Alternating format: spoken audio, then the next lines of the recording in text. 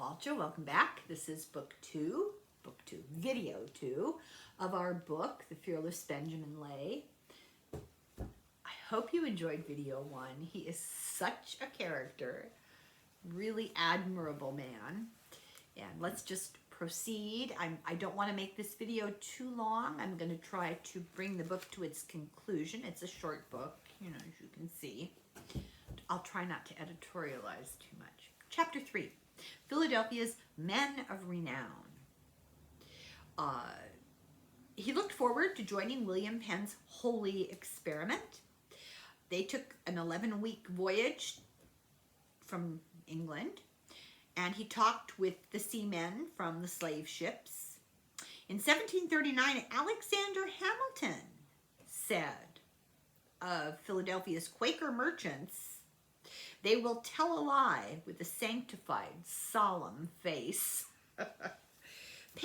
William Penn, had a treaty with the Lenape, I hope I said that right, natives, to get a hold of a vast expanse of their land. And it made Pennsylvania the world's best poor white man's country. It was available land. But it was also the world's second largest Quaker community. Lay became a small merchant. He started buying and selling books. The center of the Quaker community in 1732 was the Great Meeting House. This is the home of the Philadelphia Monthly Meeting. Weighty Quakers. That doesn't mean obese Quakers. It means important Quakers who led the religious and political life belonged to this. And, the important thing to remember is there was virtually no separation in Pennsylvania between political leaders and the Quaker Church. Anthony Morris Jr. was a brewer. This is for example.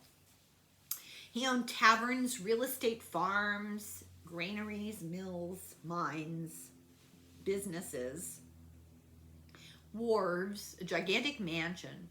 He was a huge big shot in the meetings and in the Philadelphia City Council for decades, for 50 years. Robert Jordan Jr. was a minister. His family founded the Quakers of Virginia. He sold international textiles, traded. Israel Pemberton, I can't talk today.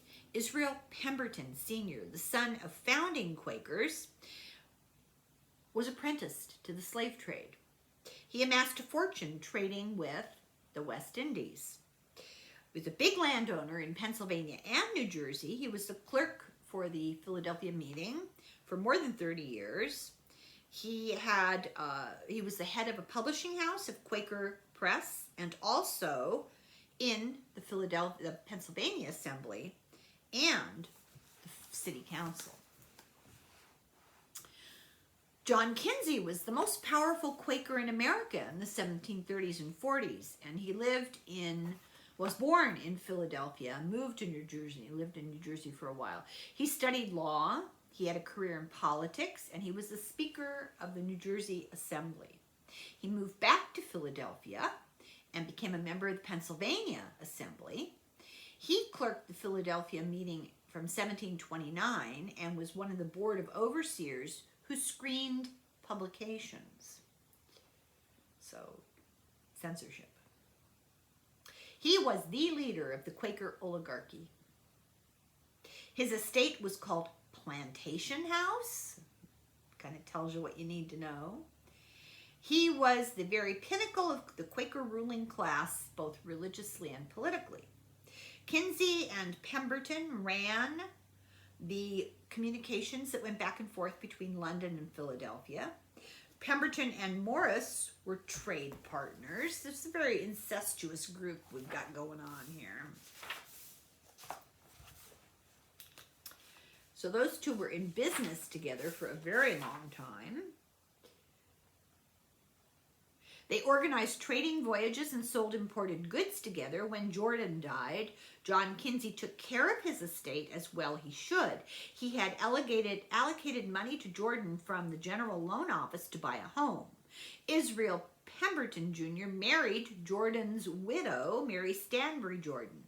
Kinsey, in turn, was related to the Pemberton family by marriage. Charles Pemberton was his cousin. When Kinsey died suddenly in 1780, Pemberton Jr. was not only a pallbearer at his funeral, but also took charge of Kinsey's estate and business affairs. Afterward, Pemberton succeeded Kinsey as clerk of the Philadelphia meeting, and his brother James Pemberton acquired Kinsey's plantation house. So, you know, whole new meaning to the term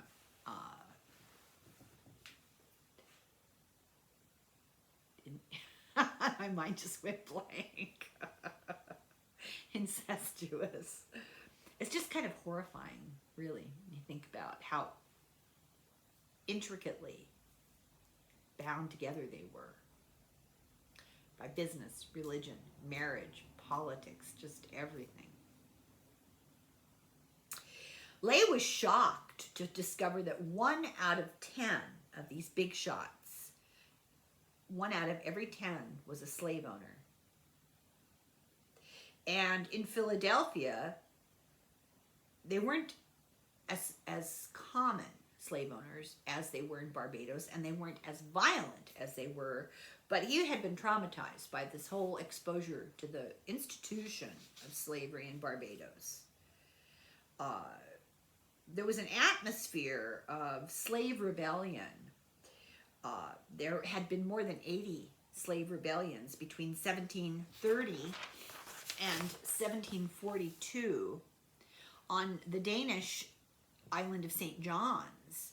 The slaves revolted. They captured the armory, and they captured Fort Christian's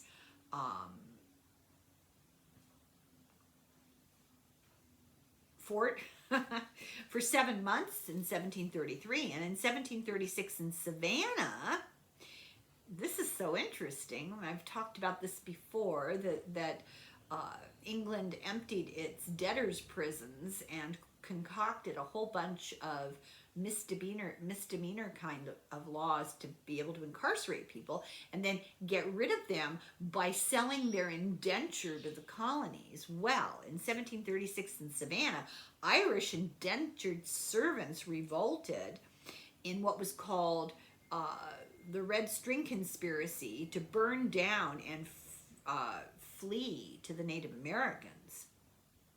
In 1739, they had the Stono Rebellion. The Congolese and Angolan slaves revolted in Charleston and fled to Spanish Florida. You know things are really bad when your life is so awful that you flee to the Spanish of the 1700s and you flee to Florida. No offense, Florida. So all through 1730s, Jamaica and Suriname slave revolts fed the hope of slaves that they might also be free. Lay knew that rebellious slaves sold and so they would rebel and then they would be put down, and then he knew that they would be sold on to get rid of them because they were troublemakers. But it was like spreading the notion of revolt, and it was a contagion of rebellion, and he called it the dangerous spirit of liberty. And it was not to be avoided. These rebels were spurred on by the horrible conditions, which only got worse as the money that they were receiving from sugar started to decrease. They started treating their slaves on these sugar plantations even worse.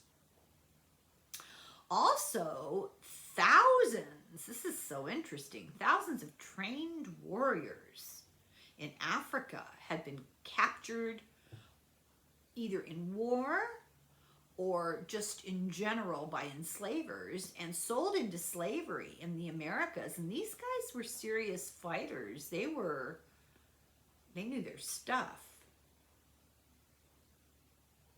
So remember when Lay went into the church and stabbed the book?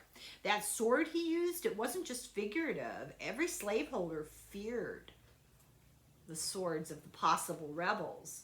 And he did this on purpose. It was symbolic, and they recognized what he was getting at, the message behind it. More than half of the Philadelphia monthly meeting guys, the head guys, owned slaves. Lay found these intolerably lazy, these people, and was very upset about the ever laboring, hungry slaves, and he wrote about this. And worse, he said, was that many slave owners began as mistreated indentured servants, and when their indenture was over, largely because they were white, they were able to establish a certain amount of personal wealth for themselves, and then they turned around and mistreated and held slaves. So,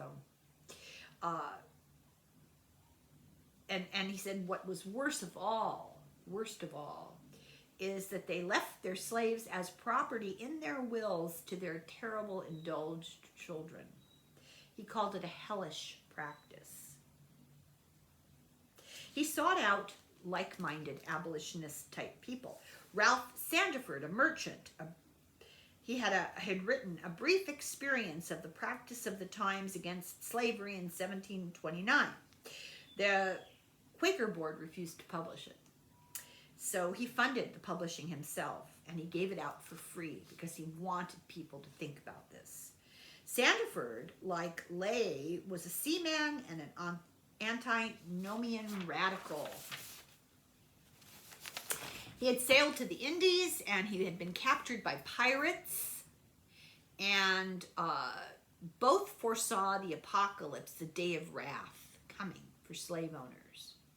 Sandiford was an interesting guy. He was a pantheist, and he saw slavery as a living death. He was deeply anti-clerical, and he wrote against the ruling Quakers who owned slaves. He found them inconsistent with the rights of man and contrary to the precepts of the author of Christianity.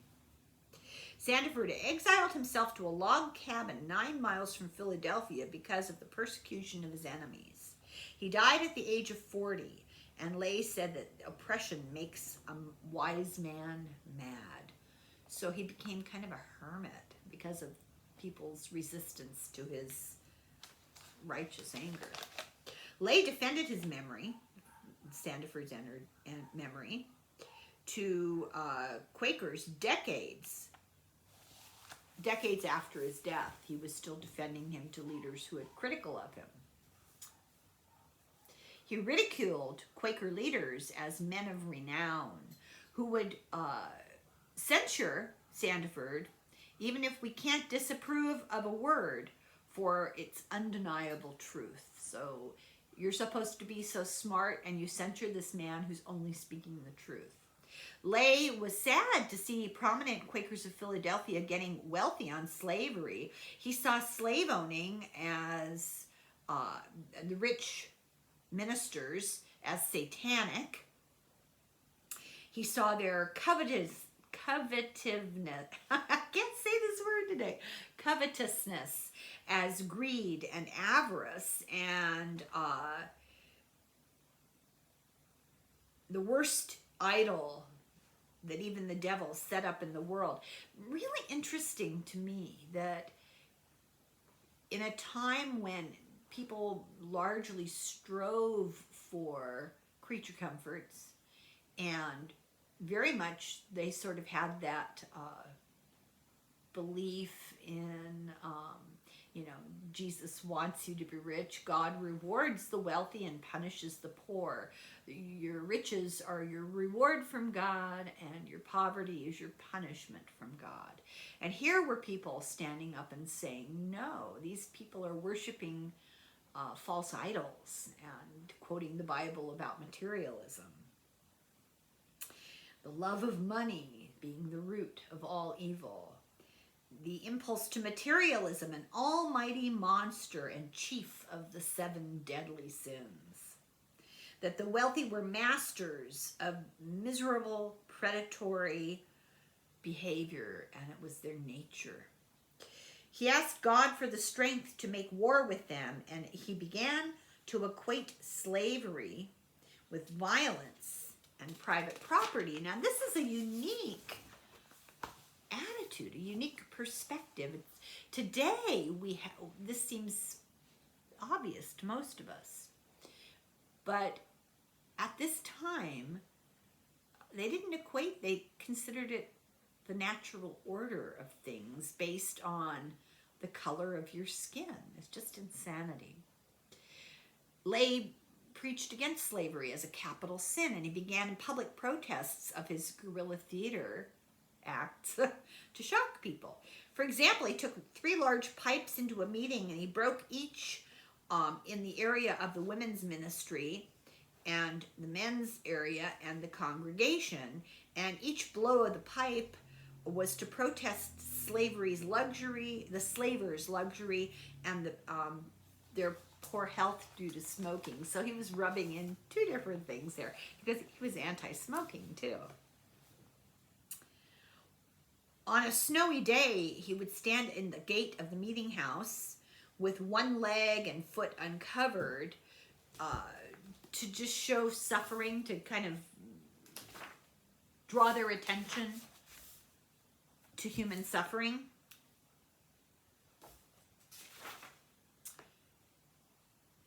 You pretend compassion for me, because they'd get all concerned. But you do not feel for the poor slaves in your fields who go all winter half-clad. He made 2 points. First, anyone without proper clothing in cold weather deserved compassion. Self-evident now, unless, of course, you are disgusted by the people on the streets, the homeless. Second, Quakers were not practicing a maxim central to their faith. Quote from the Bible, Matthew, "Therefore, all things whatsoever you would that men should do to you, do ye even to them, for this is the law and the prophets."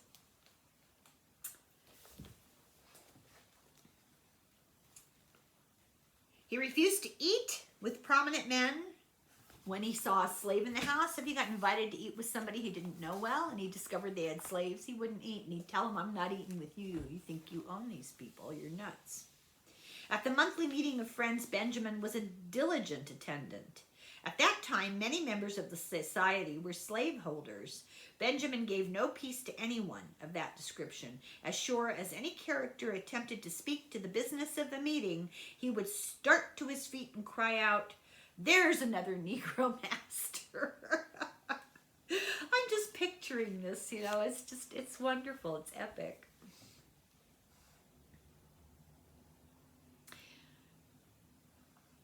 He even said things like, "No justice, no peace."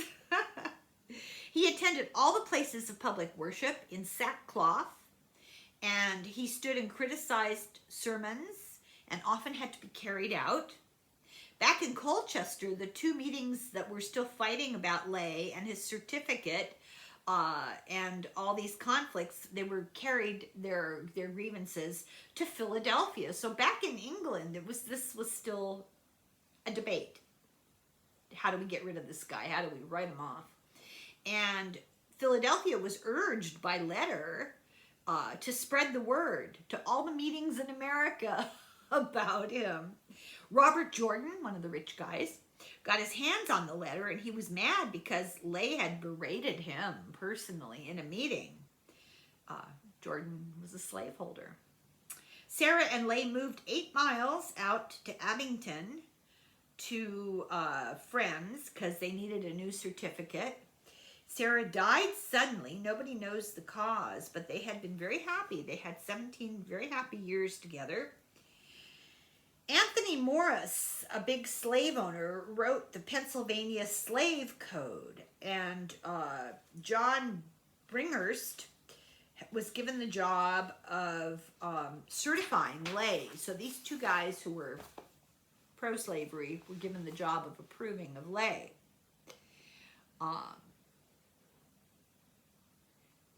Morris was the one responsible for the laws, and he wrote the laws that regulated the movement of free blacks as well as slaves.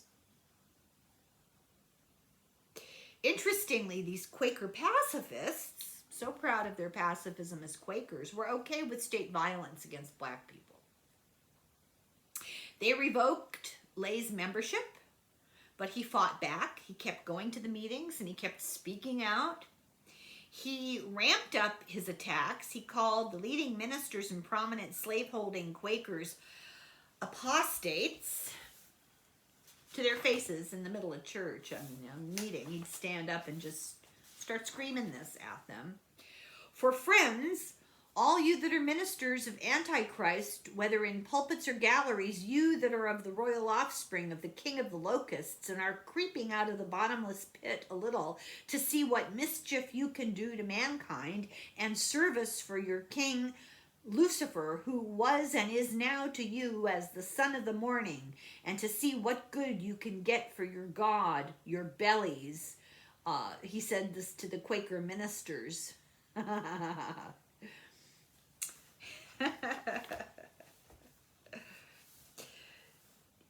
He called them, these rich, prominent Quakers, the devil's most effective instruments of evil.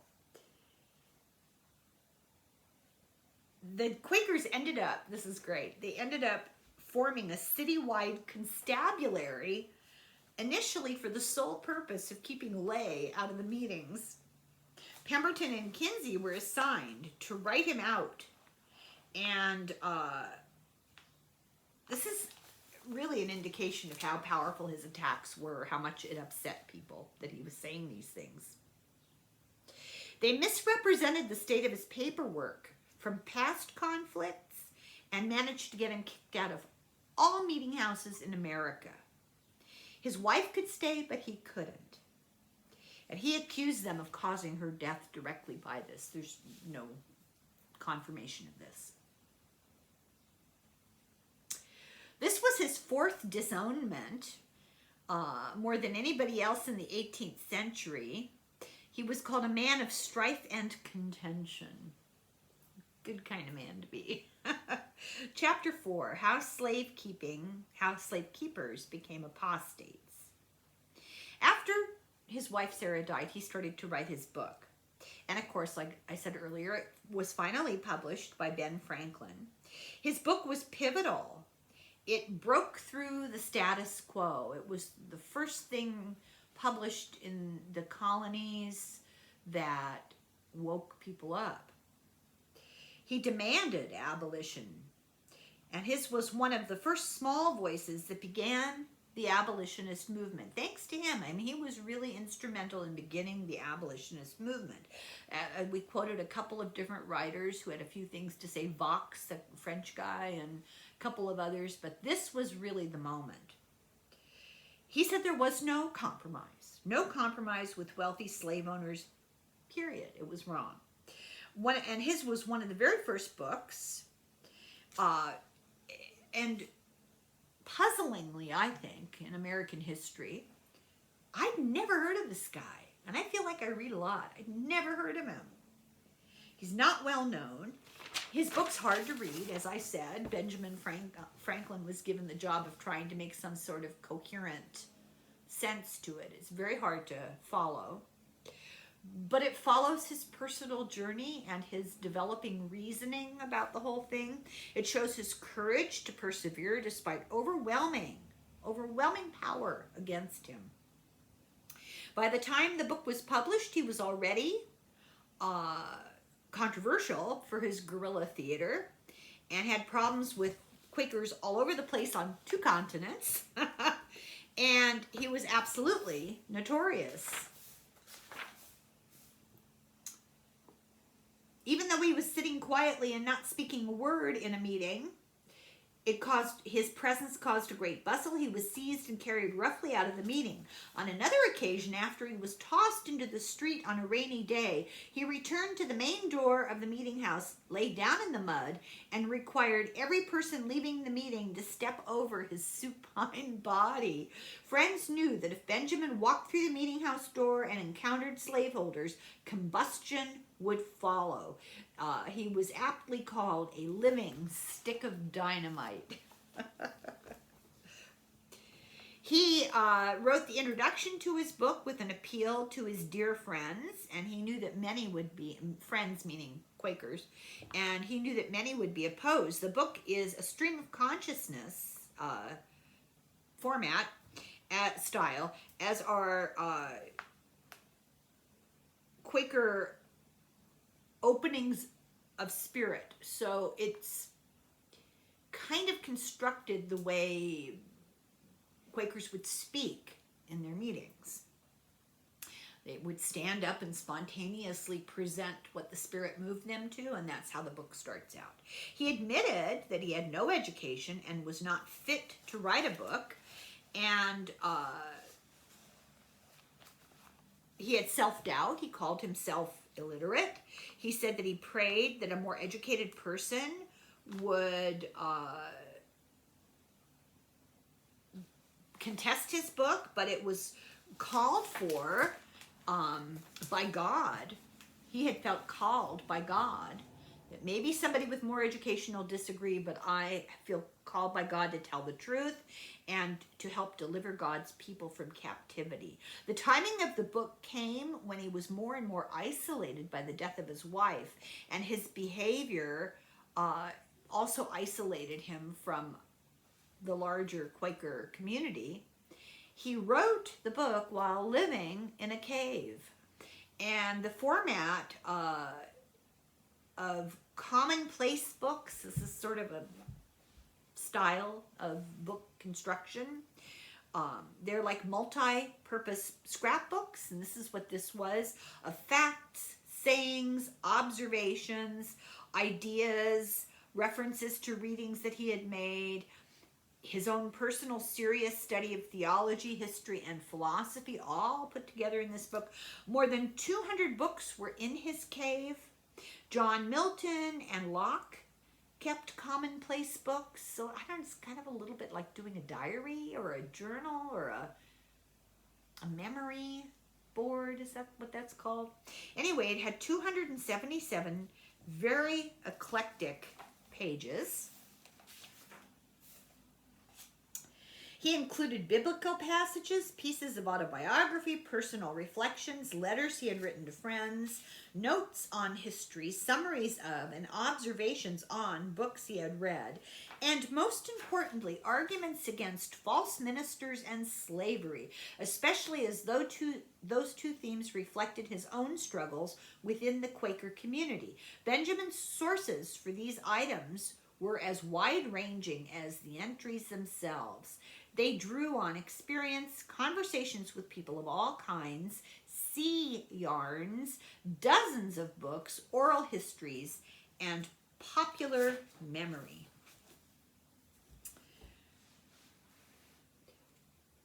And it included prayers he wrote for the end of slavery.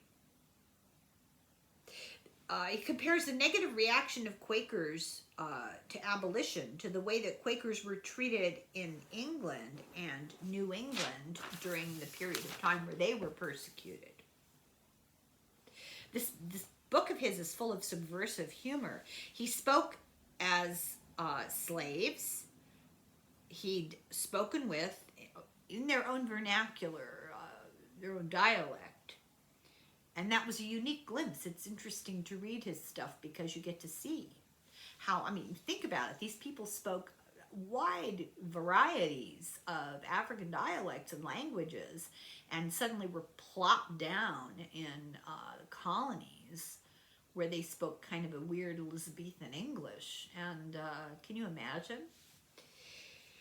His books are full of metaphors and laid out a huge persuasive argument against slavery. He called high Quakers the transgressors for owning slaves and suppressing moral debate.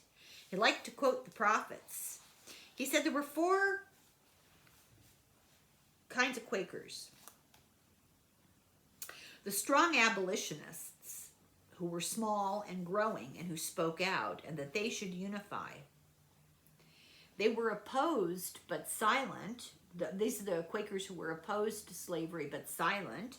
They should speak.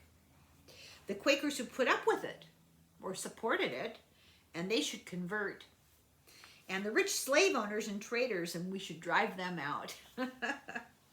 He did not believe that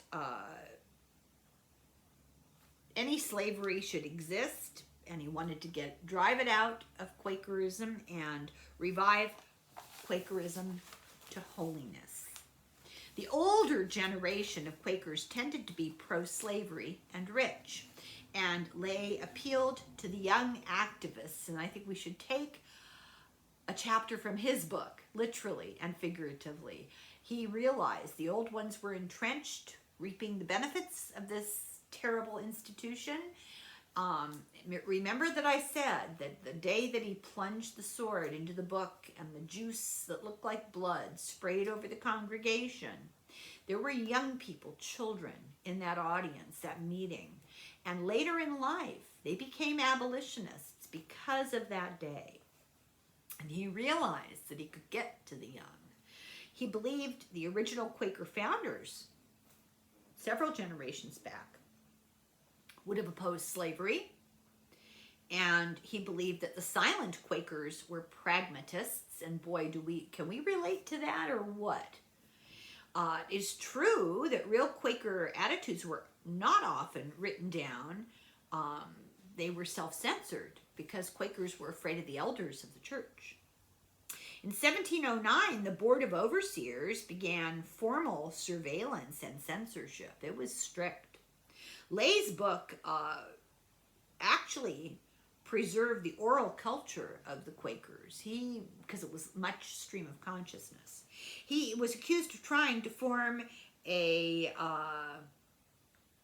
party, like a political party. And the only party is the Lord's, he said.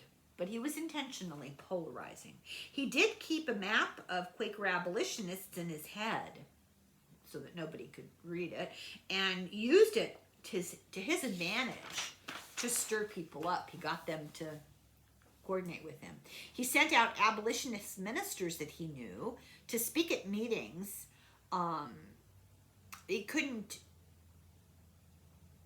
Meetings where he couldn't go because he was censored. He'd send out his emissaries, and they would stand up to speak, and then they would claim that they were moved by God. If they were challenged, they would say, hey, sorry, didn't plan it. I just got moved by God to speak against slavery. Lay hit a raw nerve when he was calling out the sin of slavery and the hypocrisy, the morality of it. Boy, they didn't like to hear that. He began to call them murderers and slavery a crime, and made the argument for justice. And in his book, he reprints a full pamphlet of the first anti-slavery publication in North America, written in 1700 by Samuel Sewell, who was a Boston Puritan judge, who wrote The Selling of Joseph, a memorial,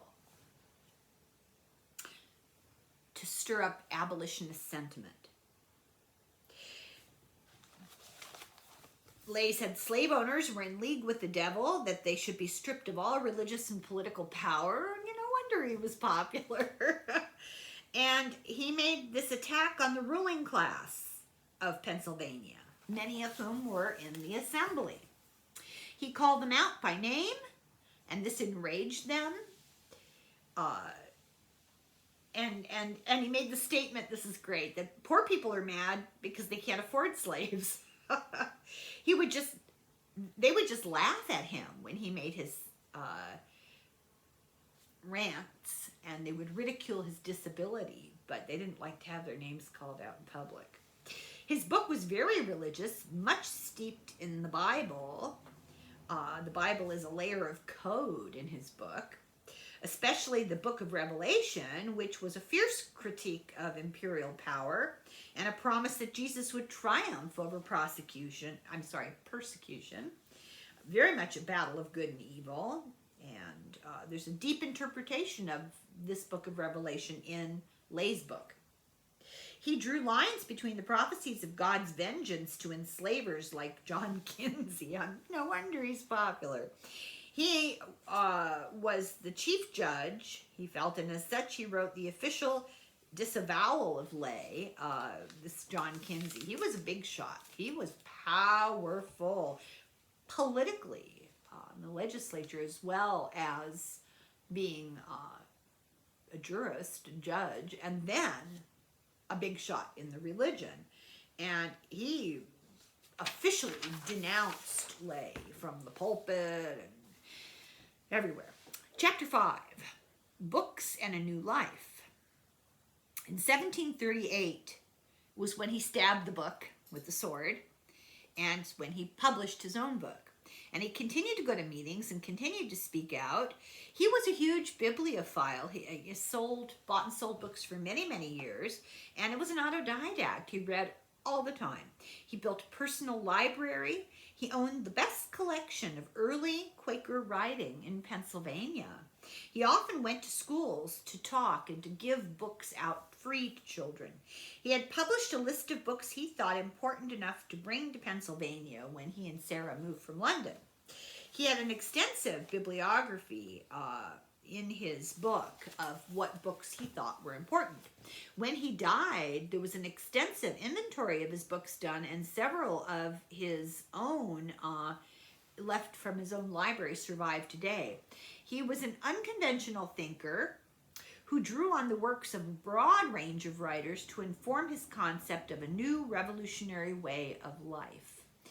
So this chapter here goes into great detail of the readings that built his ethical foundation, and I cover a few of them sort of superficially, but you should read this book. That's all I'm going to say. The antinomial writings were of people like William Dell, who was a militant chaplain of the New Model Army of the English Revolution. That's his title. He considered himself a man of the light, a seeker. He rejected formal religious organizations, believed in the power of ordinary people to spread the truth and light the spirit over the law and get rid of ordinances. He spoke out against English oppression of the poor and the needy. He spoke out against injustice. He said that God called on the people to help each other, that he that fears God is free from all other fear. He fears not men of high degree. Dell was a master at Cambridge who spoke out against the elite and for humane democratic educational systems. That was really popular, you can imagine. He did not believe that the church should be educating the youth. He advocated for a national public school system to break the monopoly of the church on education and to use reason for the good of the common people. Dell exposed the anti-Christian ministers. He said that they were false prophets. He was very anti-clerical. He believed in the primacy of the spirit over the law, and certainly over church and state. Slavery was the mark of the beast.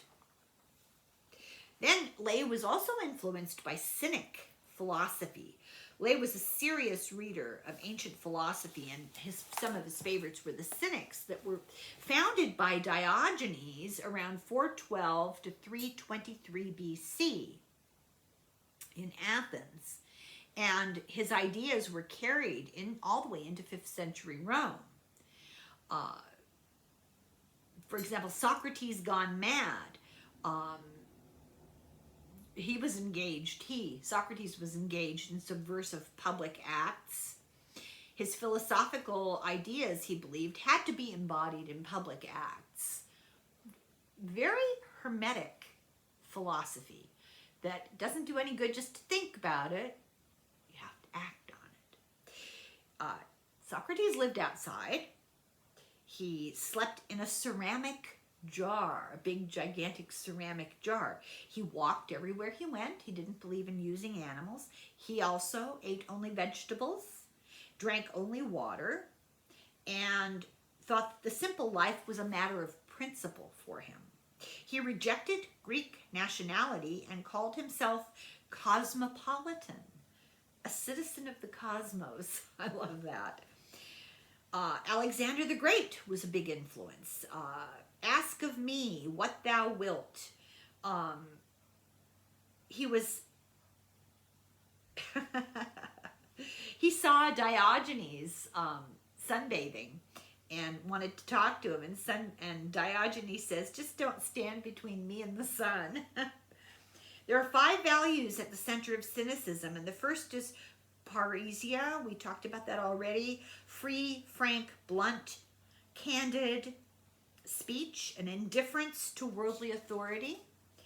The second is autarkia, self-sufficiency. Enjoy nature's goodness without material goods. The next is ascesis, rigorous training in asceticism, being physically tough. Fourth is carteria, patient self-control, moral toughness. Number 5 is tufos, I'm not sure. An unrelenting attack on wealth, prestige, appearance, luxury, and social standing. Oh, he would not approve of TikTok. The cynics lived life in agreement with nature. They believed in a simple life, not, the intricacies of civilization. They were pantheistic. All life is interconnected, very pro-animal rights. And they were antinomian, no courts, no law, no money, no war, no slavery. And all based on love for all. So, maybe I'm a big old cynic, I don't know. Lay attempted a 40-day fast in light of cynic beliefs. This is a cynic philosophy with a capital C, not as the word cynicism has come to be known today. So he attempted this 40-day fast. He almost died. His friends had to force feed him. He lived a resolute, austere, self-denial existence. He had combined cynicism with radical Christianity. So he was like a really radical hippie kind of. Many believe the early Christians were influenced by the philosophy of the cynics. They were into asceticism, voluntary poverty, sharing material goods, communal existence, the gospel of universal love. And some say Jesus was a cynic philosopher when he said, I have come into the world to be a witness to truth. The love of money is the root of all evil. This is the core of cynic philosophy. Lay copied Diogenes. He had a long beard. He wore simple clothes. He ate only fruit and vegetables and water. He walked everywhere. He often went out of his way to say things to provoke people. He acted out his philosophy. He believed you needed to act on your belief system, that it was no good just to yak about it. The public action that prompted Franklin to call Benjamin a cynic philosopher took place in the open-air market of Philadelphia in March 1742. Benjamin set up a table and arranged on it a set of fine china teacups and saucers who had belonged to his wife who had died. As a crowd gathered, he took out a hammer and smashed one teacup after another to protest the mistreatment of those who harvested tea in Asia and those who produced the sugar in the Americas that sweetened it. The crowd was shocked, some screaming that Benjamin must not destroy the beautiful teacups. Give them to me, was the cry. Others offered to buy the teacups, but Benjamin refused to listen. Smash, smash. His iconoclastic attitude toward fine private property caused pandemonium to erupt. A growing mob finally rushed Benjamin and threw him to the ground. When he got up, a stout youth stepped up behind him, adroitly slipped his head between his legs, and suddenly rising, lifted him up and carried him off. The lad's mates then saved the balance of the tea set from destruction and carried off as much of it as they could get. But Benjamin had made his point.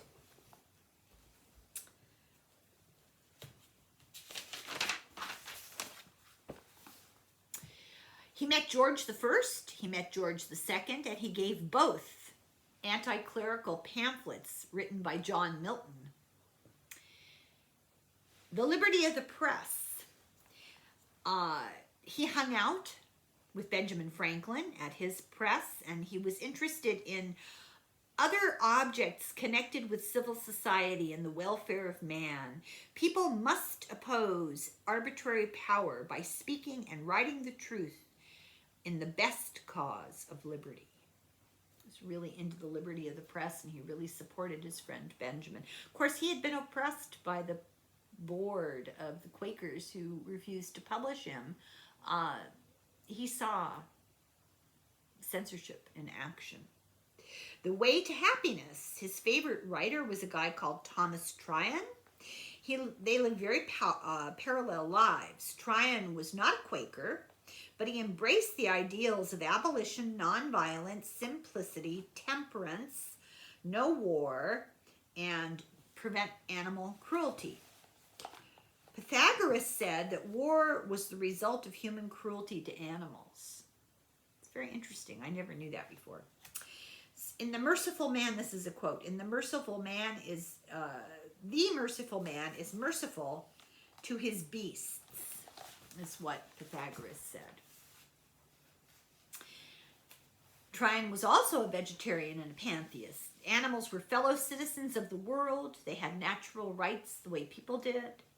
Fellow creatures as a way of address to animals was used by people who wanted to look like radicals. I mean, they would do that intentionally. They believed that all creatures, all animals and humans were endowed with the same spark of divinity. And that was a very Quaker thing to believe in the divinity inside people. They carried it into a belief in the divinity in animals.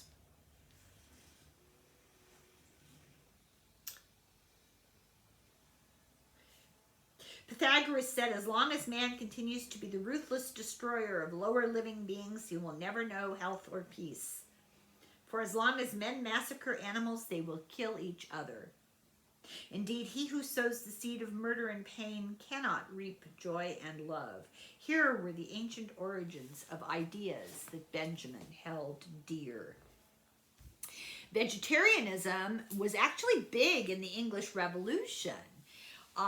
It was called the Bloodless Revolution to institute a slaughter-free society of equality. Roger Crabb, who was a leveler with a capital L, as in evening everything out, and a soldier, was inspired by Lay. He was a vegetarian, a pacifist. He believed in universal love, and he was an antinomian. Tyron believed in God's law in nature being higher than man's law on earth. He was against violence. He was against oppression. He said if you kill animals, you break the golden rule. Like Franklin, he practiced self-denial, but he said a little self-denial is sufficient.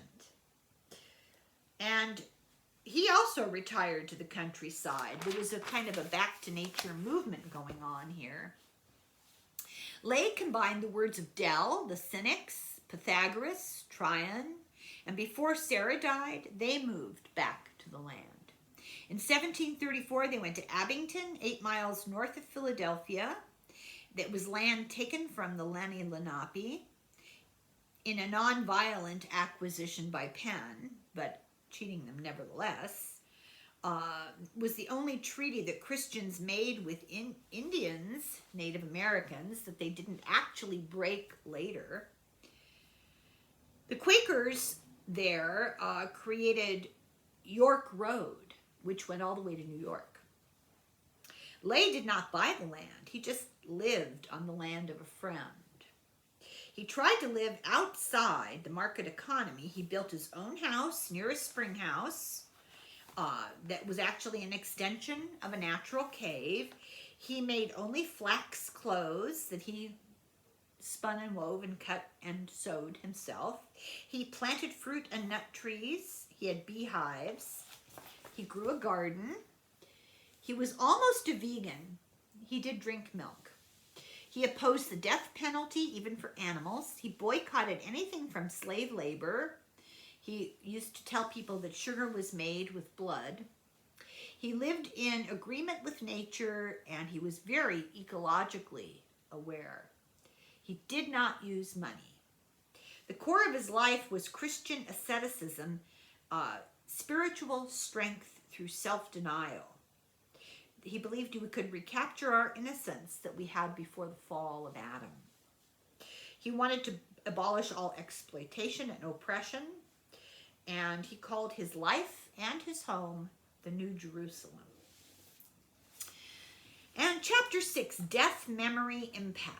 From 1757 to 1775, Lay's health deteriorated. He could not do long trips on foot, so he stayed home. He asked his visitor at one point, to cremate him and put his ashes in the sea. And of course, Christians are horrified at the time by this because cremation was considered an act of paganism. But he wanted to copy the Spartan Lycurgus, I hope I said that right, the hero with virtues of equality, fitness, austerity. Like I mentioned earlier, he really admired the writings of the ancients. In 1758, at the Philadelphia Yearly Meeting, they began a process to discipline and disown slave traders. You could own slaves, but the trading was bad. It was the first big step, but abolition took another 18 years. We had mentioned this earlier. They stopped the trade, but then they bred their own slaves. Lay said, I can now die in peace. His health took a turn for the worse, and he was taken to a friend's house when he was in really bad shape, where he died 10 days later after he was moved, February 3rd, 1759. He was buried in an unmarked grave in the Quaker burying ground in Abington. He died at the age of 77. It's in the Quaker record book, but he's not given the title of elder or minister. His will, made 28 years before he died, left money to Sarah and to other poor friends. He divided his money up. The children of his half-brother got money. Sarah's money went to the poor. Those who the Quakers, part of the Quaker, how do I say this? Went to the poor of the Quaker community. Those could be identified as poor. And he stipulated that any leftover money would go to the very poorest and to the widows. He left money to the Quakers in England to come to America so they wouldn't have to indenture themselves to get here. He left money to the meeting that had disowned him to educate poor children and to end class distinctions. Just rub it in. Ironically, throughout his life, he made money because he worked all the time as a slaver, a glover, a shepherd, etc. But he never spent any money. And he gave away 80% of his money in small loans to the poor, but he never asked for repayment and often gave the money anonymously. He left many books and some unpublished writings, but they were later destroyed by the English army during the occupation of Abington in 1778, which is really sad. Ben Franklin's wife, Deborah, commissioned a portrait of Lay as a gift to Ben Franklin, and that is here on the cover, I think. The Quakers usually didn't do portraits of people. There's no picture at all, no depiction of George Fox, for example. They considered it too prideful. It's okay to own slaves, but you don't want your picture. They considered it frivolous and vain and ungodly and an upper class indulgence. In Lay's generation, the rich Quakers liked to do silhouettes as a sign of success, and that's one of the things that silhouettes got so popular, because they would not do portraits. No doubt Lay did not pose for the picture. William Williams, the painter, knew him and would have seen him often and knew from talk around town the way that he lived to depict his environment. Those who saw the painting marveled at how well he had captured Lay's likeness. He had been assisted by his apprentice, Benjamin West. It's 14 by 15 inches on a mahogany panel. It was rediscovered in bad condition in an auction in 1977, and it was bought there for $4. It's now on display at the National Portrait Gallery, and I have been to the National Portrait Gallery, and I would say that it's one of the most fascinating museums to see these people that you hear about in historical books, to see with their family, with their pets, in their homes. Really fascinating. So West was a young sailor, and he wrote the first American novel, Mr. Penrose, and the Journal of Penrose, 2 different books. Mr. Penrose the Seaman. And he had much in common with Leigh. And his portrait shows him in typical Quaker drab, including leather boots, but usually he went barefoot. He really only wove clothes that he spun himself, and nothing leather, usually barefoot. The portrait makes no reference to abolition because that would have made him seem dangerous. A group of his friends had an etching done of the portrait in 1759, slightly different, with a text that went with it. It's 128. And I love a book that has pictures. And there are pictures in here.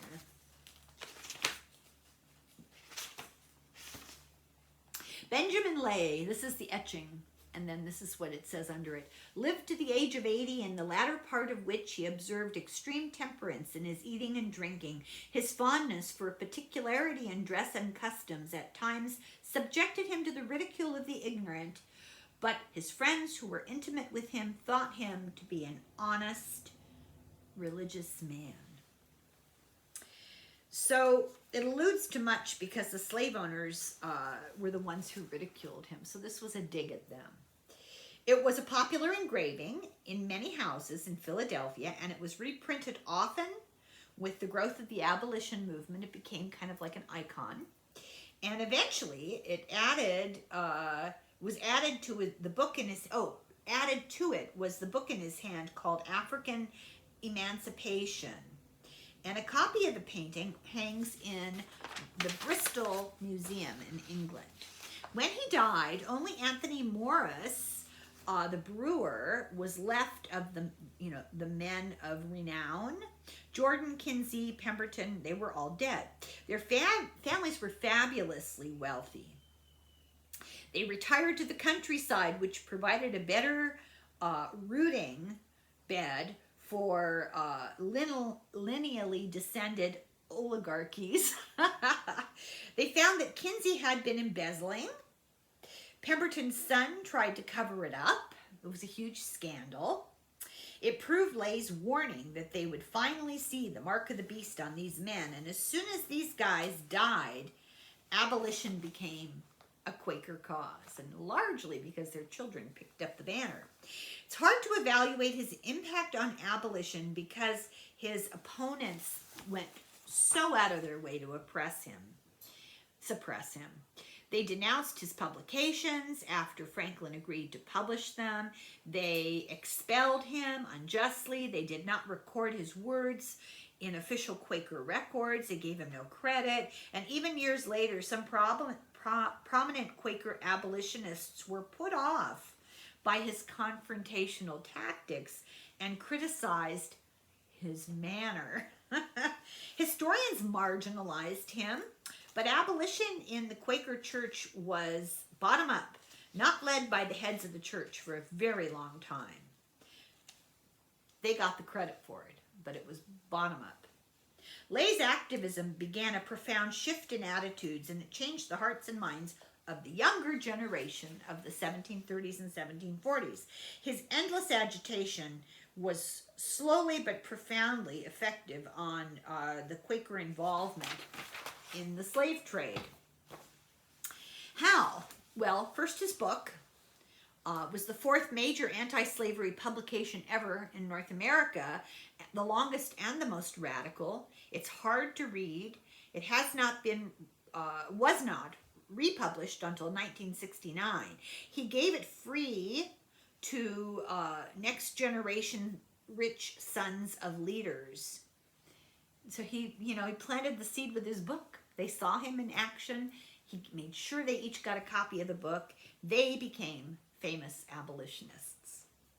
It was read by the following generations of abolitionists like Benjamin Rush. His portrait was another way that he became known. The etching was redone many times and displayed in homes of many abolitionists and was included in publications that fueled the movement in the 1740s, 1830s, and the 1840s. He was also known from his stories of his guerrilla theater act. It formed a kind of mythology around him. He became the object of admiration and the subject of conversation, his goal being to wake up those who are all fast asleep. He was woke, you guys. He was woke. He ignited public debate. He talked about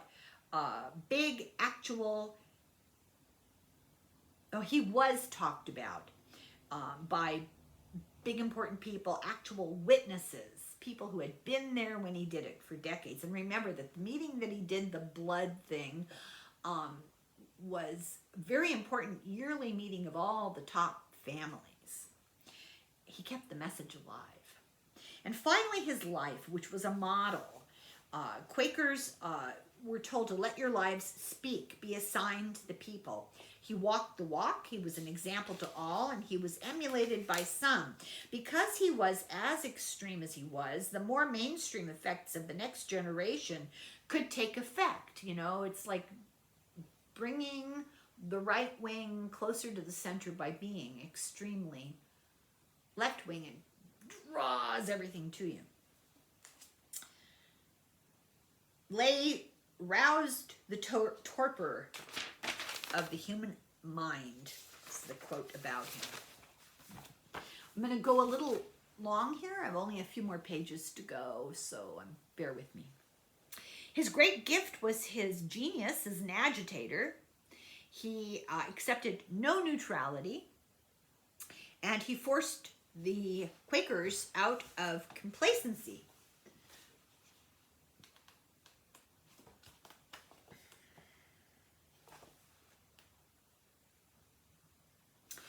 Frederick Douglass understood Lay's tactics, the power and necessity of agitation.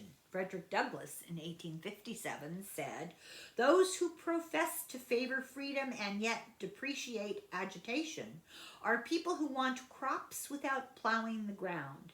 They want rain without thunder and lightning. They want the ocean without the roar of its many waters.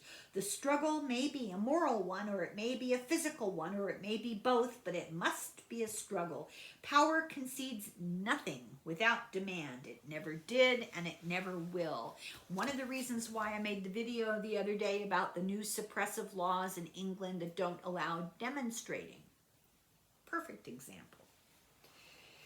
Lay confronted power fearlessly. He faced ridicule, repression, expulsion from the faith that he loved. He was a prophet whose torch of pure fire showed the way out of darkness. The conclusion, the giant oak. How did he succeed? Benjamin Rush called Lay a revolutionary in morals. Lay benefited from his eloquence and his experience of his world traveling. His encounters with slavery around the world made him an abolitionist. The foundation of Quaker antinomianism is egalitarian, environmentalist, denouncing clerics and the rich. It speaks truth to power, shames and defies the upper classes and the slavers, and dares to live in an ethical relationship with all living things. Combined with Quakerism was his ancient philosophy, his seafaring culture, abolitionism, and commonism, support of the common man, the theology of liberation. He was full of zeal and passion. He was an enthusiast in his time. Enthusiasm evoked a subversive person. He had a temper He was verbally skilled, and he was a formidable opponent in debates. He celebrated love, which he said was central to Quaker theology. Universal love of God to all people is what he espoused. His physical condition shaped his radicalism. He had to be a fighter because everything was a physical struggle. He waged a politics of the body every day with compassion and empathy. He was 3 times an outsider, a religious radical, an abolitionist, and a dwarf. His physical state informed his deep empathy for the enslaved, for the poor, for animals. He combined many movements from the English Revolution: the Levelers, who believed in democracy and egalitarianistic principles to curb men of renown; the Seekers, who were looking for a pure truth church; the Ranters, those born of God sin not, they like to preach about it; and the Diggers, that wanted to help the common people. And if you remember in San Francisco in the 60s, the Diggers, the New Diggers, they took that name and they fed the poor. Lay loved John Milton and, like I said earlier, gave his pamphlet on abolition to George I and George II. Milton had a quote: "Religion brought faith, wealth, and the daughter devoured the mother." Lay ended his book with a long passage from Paradise Lost, and he called Pennsylvania Paradise Lost to slavery.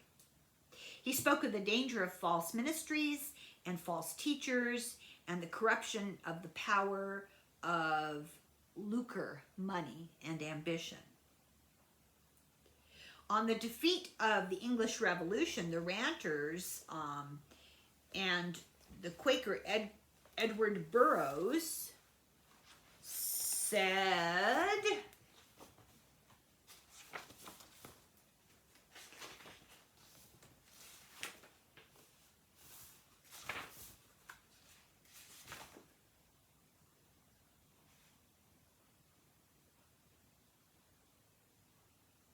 "You may destroy these vessels, yet our principles you can never extinguish. They will live forever and enter into other bodies," vessels meaning bodies, "enter into other bodies to live and speak and act. Benjamin was one such body, one such Atlantic vessel. Through him flowed the resistance of the early Quakers, deep-sea sailors, ancient philosophers, hardy commoners, and enslaved Africans. Through him lived on democratic and egalitarian principles into the modern age. Benjamin was in many ways the last radical of the English Revolution." The author likens Lay to a vector. He took the ideas of the English Revolution of the 1650s to the New World and broadened them to become the American Revolution, and returned ideas to ignite the age of revolution back to Europe in the late 18th century. Lay demanded immediate freedom for slaves, abolition now, today, no compromise, and when moderates cautioned, well, maybe we should take a more gradual approach to emancipation, he said slavery was an offense in the sight of the divine purity and completely unacceptable. When other Quakers made their wills arranging to set their Negroes free at such an age, 30 or 40 after their death, Benjamin was furious. He announced that such an act will not salve the sore. It is too deep and rotten. More importantly, God will not be mocked so, nor wise men neither. Lay, in his direct nonviolent action, was a lineal descendant to John Brown. He had direct contact with conversations and personal relationships with enslaved people. He knew what he was talking about.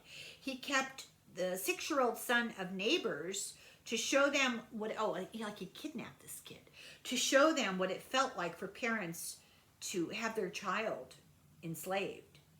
And then he said, "Do unto others," and return the son. He didn't hurt him. He just wanted to scare the parents. Imagine doing that today. Oh, my God. So why did Lay not be better? Why is he not better known? He wasn't the right class of people. He wasn't famous and rich and powerful. He was too wild, too confrontational, too educated, too lacking in gentility. But this was his advantage. Education and enlightened men were often slavers, like Thomas Jefferson, for example. The earliest critics of slavery were all from humble origin. George Fox was a shoemaker's apprentice. Thomas Tryon was a shepherd and a hatter. Edmondson and Coleman were carpenters. John Hepburn was an indentured servant. William Sotheby was a boat builder. Ralph Sandiford was a sailor. John Woolman was a tailor. These are all people that Lay was fond of. Some of them experienced upward mobility through labor, but all experienced hard work and identified with the enslaved.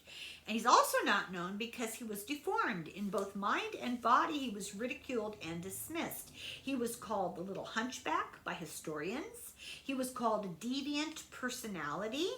He was enlightened by the struggle of his real life. Voltaire attended a meeting that Lay had been known to attend. Is it possible that they met? Very possibly. He and Voltaire influenced each other. Voltaire's English tutor signed Lay's marriage certificate.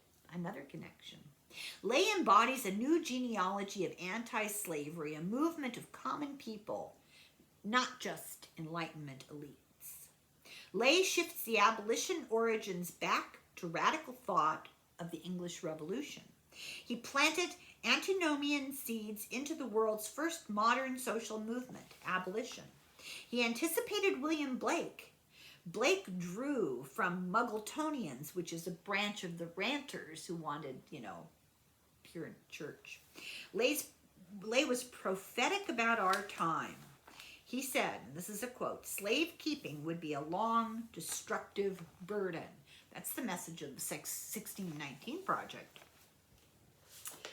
Let's see here. What have I got finally to say? Slavery would be the poison of dragons and the cruel venom of asps in the end, or I am mistaken. As it happens, the poison and the venom have had long lives indeed, down to the present, as we still live with the consequences of slavery, prejudice, poverty, deep structural inequality, and premature death. Just as tellingly, Benjamin counseled his readers to beware rich men who, quote, poison the world for gain. Despite his prophecy, Earth has grown much sicker since Benjamin's day, which makes it easier now to hear his message. It may have taken more than 2.5 centuries, but it seems that the world is finally beginning to catch up with the prophet's radical, far-reaching ideas through a growing, if far from universal, environmental consciousness.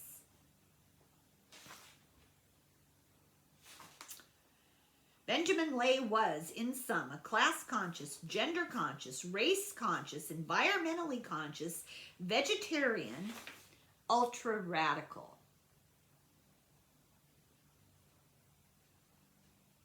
And Benjamin Rush said, "Some seeds bear fruit quickly, but the most valuable of them, like the venerable oak, are centuries in growing. Like the fearless Benjamin Lay, these giant oaks do not wither. They exist and bloom forever." Oh, I love this book. Absolutely loved it. And I hope you did too. I hoped I did service to it. And I strongly encourage you to go get it and read it. And FYI, just between you and me, I have been trying to encourage Dr. Rediker to come and talk. So maybe I'll publish his email and you guys can ask him. He very nicely declined because he has so much demand on his time. But I'm shameless. I'm going to ask him again. Fingers crossed. So I hope you really enjoyed this. I'm going to cut this long. So thank you very, very, very much for watching. And I hope this uplifted everybody and gave us some element of hope. Slangfoil. Slancha.